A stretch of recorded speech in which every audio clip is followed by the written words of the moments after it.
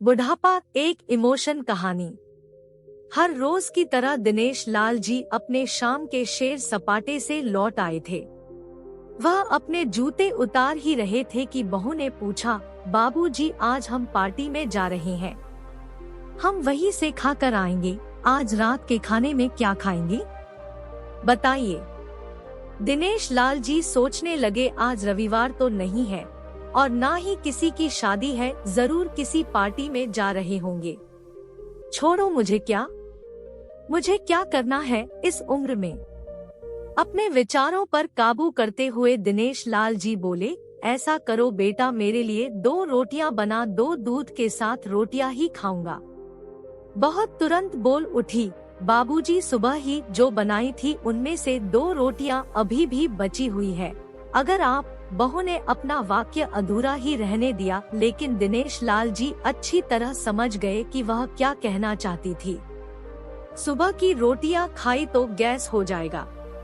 सुबह भी बहू ने मसाले वाली सब्जी ही बनाई थी, जिसके चलते अभी तक खट्टी डकारे आ रहे हैं। और इस उम्र में पेट को संभालना मतलब किसी बिगड़े हुए बच्चे को संभालने से भी ज्यादा कठिन काम। बाबूजी बहू से बोले, नहीं बेटा, इस उम्र में सुबह की रोटी या नहीं खा सकता। तुम्हें थोड़ी तकलीफ होगी, लेकिन मेरे लिए 2 ताजी रोटी बना दो। बहू को बहुत गुस्सा आया।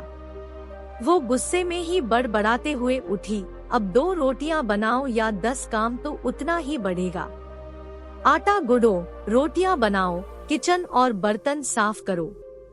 इन्हें क्या है, इन्हें सिर्फ ऑर्डर देना है, काम तो मुझे करना पड़ता है ना।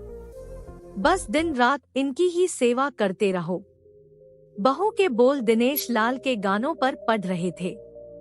हे भगवान, सिर्फ 2 रोटियां बनाने में इतनी तकलीफ।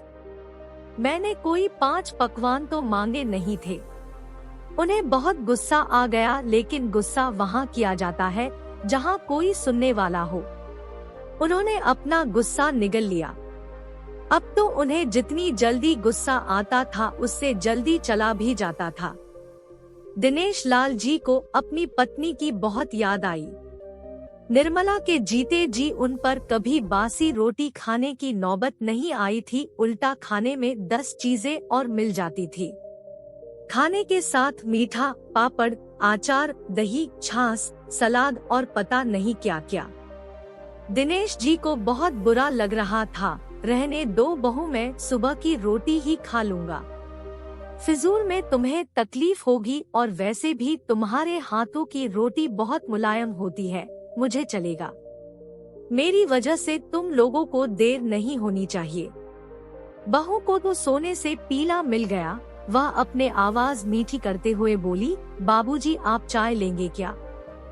दिनेश लाल जी अपने चाय पीने की इच्छा को दबाते हुए बोले, वैसे कोई खास इच्छा नहीं है चाय पीने की, मगर तुम अपने लिए बना रही हो तो मेरे लिए भी थोड़ी बना देना। हाँ बाबूजी, मैं अपने लिए बनाने वाली हूँ, आपके लिए भी बना देती हूँ, बोलकर बहू रसोई घर के अंदर चली गई। दिनेश लाल जी खुद से ही बातें करने लगे, अभी तो लाखों की जायदाद है मेरे पास।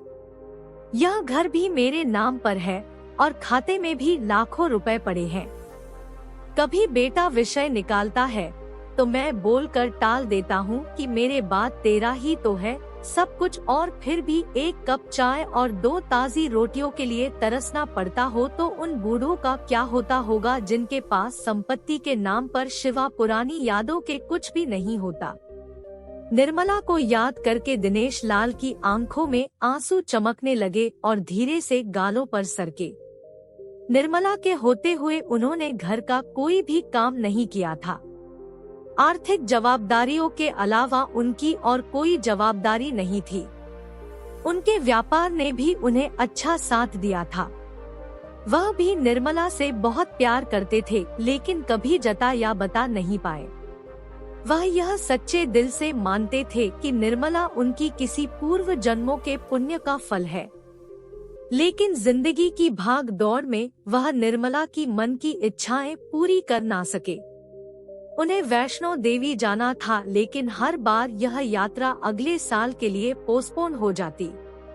घर बार और संसार की जिम्मेदारियां संभालते संभालते कब उनकी इच्छाएं उन्हीं के साथ चली गई पता ही नहीं चला। दिनेश लाल जी ने देखा उनके पोता और पोती दोनों ही स्कूल से आ गए थे। दोनों ने अपना बस्ता सोफे पर फेंका और दादाजी की तरफ दौड़कर उनके गले लगते हुए कहने लगे, चलिए ना दादाजी, खेलने चलते हैं। यही निस्वार्थ प्रेम के कुछ पल थे जिनमें दिनेश लाल जी भी बच्चों के साथ बच्चे बन जाते थे और सारे अपने दुख और यादें भूल जाते थे। वह कुछ बोल पाते उससे पहले ही बहू ने कहा, चलो छोड़ो दादाजी को, हमें पार्टी में जाना है, जल्दी से आकर तैयार हो जाओ, पापा भी आते ही होंगे। दोनों ही बच्चे दादाजी को छोड़ मम्मी की तरफ भागे। उनकी पोती 7 साल की थी और पोता 5 साल का था। दिनेश लाल जी अपनी सोच में डूबे हुए बालकनी की तरफ गए। बालकनी में धीमी ठंडी पवन में उनका स्वागत किया।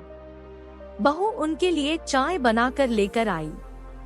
बालकनी में रखी अपनी कुर्सी पर बैठकर दिनेश लाल जी घुट घुट करके चाय पी रहे थे। पी क्या रहे थे, निगल रहे थे, क्योंकि चाय के नाम पर सिर्फ कम शक्कर वाला गर्म पानी था, ना इलायची ना अदरक। दिनेश लाल जी मन ही मन सोचने लगे, बहू के जाने के बाद आज खुद अपने हाथों से चाय बनाऊंगा, इलायची अदरक और थोड़ी सी ज्यादा शक्कर डालकर, और उसके साथ रोटियां खा लूंगा, रोटियां खाऊंगा। रोटियों की याद आते ही उनका मुंह फिर खट्टा हो गया। चाय खत्म होने पर खाली कप लेकर वह किचन में रखने गए तो वहां देखा कि बहू और बच्चों का कप धोखे पड़ा था। उन्होंने भी अपना कप धोकर रख दिया और अपनी डायरी लेकर बालकनी में आ गए। बालकनी में बैठे बैठे उनकी नजर सूखी हुई तुलसी के पौधे पर गई। उन्होंने एक लोटा पानी लाकर उसमें डाल दिया। कुछ मिनटों बाद ध्यान से देखने पर उन्हें पता चला कि सूखे हुए तुलसी के पौधे में नई कुपले जैसे मुस्का रही हो। टुडे याद आया कि निर्मला हर सुबह तुलसी को पानी और शाम को दिया दिखा दी थी। अब तो शाम को ना तुलसी को ना ही भगवान के मंदिर में दिया जलता है। पता नहीं कितने संस्कार, इतनी अच्छी आदतें निर्मला अपने साथ ले गई थी। दिनेश लाल आसमान की तरफ देखकर बोले, शकुंतला, मुझे और इस घर को अभी तुम्हारी जरूरत थी। तुम क्यों हमें छोड़कर चली गई? तुमने मुझे धोखा दिया। तुमने हमेशा साथ रहने का वचन तोड़ दिया। तुम मुझे अकेला छोड़कर चली गई। दिनेश लाल की आंखें भर आई। पापा, इतनी ठंडी हवाएं बह रही है और आप है कि बालकनी में बैठे हैं। अंदर आ जाइए, नहीं तो बीमार हो जाएंगे, बेटे ने दिनेश लाल जी से कहा। बेटा, बहू और पोता पोती सब तैयार होकर पार्टी के लिए निकल रहे थे। किसी ने झूठ मूठी मन रखने के लिए भी उनसे नहीं पूछा कि साथ चलिए। बाबा, आप खाना खाकर जल्दी सो जाइएगा, हमें आने में जरा देर हो जाएगी। ज्यादा देर तक जागना आपकी सेहत के लिए अच्छा नहीं है। हमारे पास घर की दूसरी चाबी है। हमारी चिंता मत कीजिए, बेटे नहीं जाते हुए कहा। ऐसे बोल रहे हैं जैसे मेरी सेहत की बहुत फिक्र है। कितने दिनों से बोल रहा हूँ डॉक्टर के पास ले चलो। बीपी बढ़ा हुआ है, शुगर भी चेक करवाना है। थोड़ा सा भी चलता हूँ तो हांफने लगता हूँ। बेटा कहता है कि बुढ़ापे में यह सब तो होता ही है, ज्यादा भ्रम मत पालिए। वाह बेटा, बूढ़े बाप के पास बैठने के लिए थोड़ा सा भी टाइम नहीं है तेरे पास, और पार्टी के लिए टाइम ही टाइम है। ऐसे अनगिनत विचार उनके दिमाग में चल रहे थे, लेकिन फिर भी उन्होंने हाँ में सिर हिलाया। सभी पार्टी में चले गए। दिनेश लाल जी हॉल में रखे कुर्सी पर आकर बैठे। खाना खाने की अभी कोई इच्छा थी नहीं, इसलिए टीवी चालू की। आज वैलेंटाइन डे था, प्यार का दिन, इसलिए टीवी पर भी उसी के बारे में दिखा रहे थे। दिनेश लाल जी की नजर पास में रखे अपनी पत्नी की फ्रेम पर गई, जिसने लाल कलर की साड़ी पहन रखी थी। प्यार तो उन्होंने भी खूब किया था निर्मला जी से, पूरी जिंदगी किया था, जी जान से किया था, लेकिन कभी बोल नहीं पाए। टीवी पर दिखा रहे थे लोगों ने लाल कपड़े पहन रखे थे। हाथों में लाल फूलों के गुच्छे लेकर वह ग्रीटिंग कार्ड्स की खरीदी कर रहे थे। पता नहीं दिनेश लाल जी के मन में क्या आया, उन्होंने अपने पैसों का बंटवा लिया और निकल पड़े। निर्मला जी के याद में चलते चलते वो एक आइसक्रीम पार्लर के पास पहुँचे। उनको श्वास चढ़ गया था, उनके सांसों की गति तेज हो गई थी। आइसक्रीम पार्लर के पास एक कुर्सी पर वह आकर बैठे, तभी वहाँ पर एक छोटी बच्ची आई जो गुब्बारे बेच रही थी। बच्ची बोली, दादाजी गुब्बारे लोगे क्या? इतने ही बचे हैं, बिक जाएंगे तो जल्दी घर चली जाऊंगी। दिनेश लाल जी ने देखा 10-12 रंग बिरंगे गुब्बारे थे। उन्हें याद आया कि निर्मला जी को भी गुब्बारे बहुत पसंद थे, लेकिन अब गुब्बारे लेकर क्या करूं? उन्हें बच्ची की आंखों में सच्चाई और आशा दिखी। उन्होंने 200 रुपए दिए और सारे गुब्बारे खरीद लिए। उन्हें फिर से निर्मला जी की याद आई, क्योंकि वह भी घर से निकलते समय हमेशा थोड़े एक्स्ट्रा पैसे लेकर निकलती थी और किसी न किसी जरूरतमंद की मदद किया करती थी। कभी वो टोकते तो वह कहती, हमें भगवान ने लेने वालों के नहीं देने वालों की लाइन में खड़ा किया है और थोड़े से रुपयों के बदले में लाखों की दुआएं मिलती है, तो मुझे टोका मत कीजिए। आंखों में आंसुओं के साथ दिनेश लाल जी खड़े हुए रास्ते के बीचों बीच आए।